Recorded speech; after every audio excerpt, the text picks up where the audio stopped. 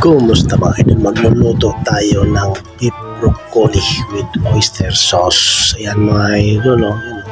Paranit muna natin na luya, oyster sauce, toyo, suka,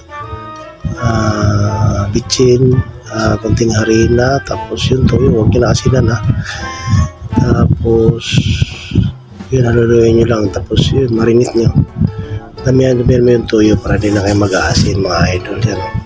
Hindi lagyan yung luya, walang problema yan. Yung sibuyas tsaka kamatis mamaya na yung gisa na yun, tsaka star margarine syempre para mabango yan, marinate natin.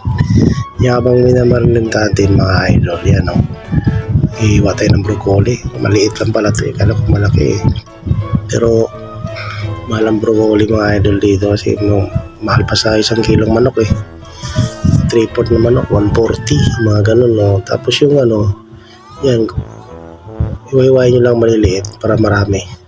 Huwag nyo mang durugin. Tapos yung puno niya, balatan nyo kasi pinakaubod yan Yan, ubod yan Masarap yan, oh.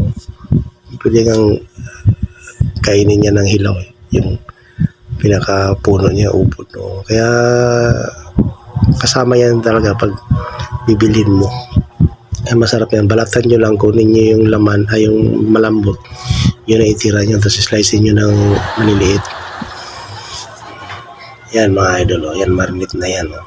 Marinate nyo lang na marinate, ayos na yan. Tapos yan, halo ko pa yan, oh. Kasi lagay ko sa repe para hindi siya masira. Yan, pag na, okay na, ayos na. Talo na yan mga idol. Yan, kamatis tsaka sibuyas, gisahin natin. Tapos ito yun, oh. Lamihan nyo yung yung star margarine para lalong masarap. Yan, oh. Yan, bango. Pampabango yan sa luto nyo, yan, oh. Yan, gisahin nyo yung sibuyas. Yan, oh. Yan. Visit lang na, okay, masarap yan, oh. Tapos lagyan nyo ng chicken oil. May chicken oil ko, lagyan nyo yung kamatis, yung durug-durugin nyo yung kamatis kasi pampalasa din parang yan pampakulay din, tsaka masarap yan, parang yan, parang tomato paste, tomato sauce yan yan ba ito yan. Pag nagbabrown kayo, lunod nyo na, yan, lunod nyo na, haluluin nyo na, yan, ayos. So huwag nyo na lagyan ng asin kasi halat na yan siya yan, yan, pwede nyo lagyan ng tubig maya. Gusto mo yung marami-raming kunti, papakatihin nyo, kunti lang, bahala kayo. Basta mga idol yung nyo, yung mga litid ng baka, huwag nyo isama kasi matigas yan Parang stir fry lang yan sa atin kasi di ba matigas yung baka, kailangan palambutin mo Kaya marinate yan, tapos hiwain ng maninipis, tapos itabi nyo yung may yung mga litid niya kasi matigas talaga yan. Kita nung gawin nyo dyan, huwag nyo isama kasi matigas yan Ayan, oh. Diba, oh. Yan, luluin nyo, pakatihin nyo, lagyan nyo ng harina para lumapot naman, oh. Yan, mga idol, oh.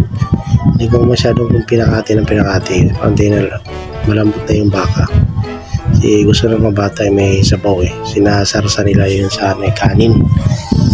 Luluin nyo lang, oh. Tansyan nyo pagluto na kasi pati yung gulay, huwag yung lapsakin, yung hapok-hapok lang gulay kasi masarap yan Yan, oh, mga idol, kainan na tayo.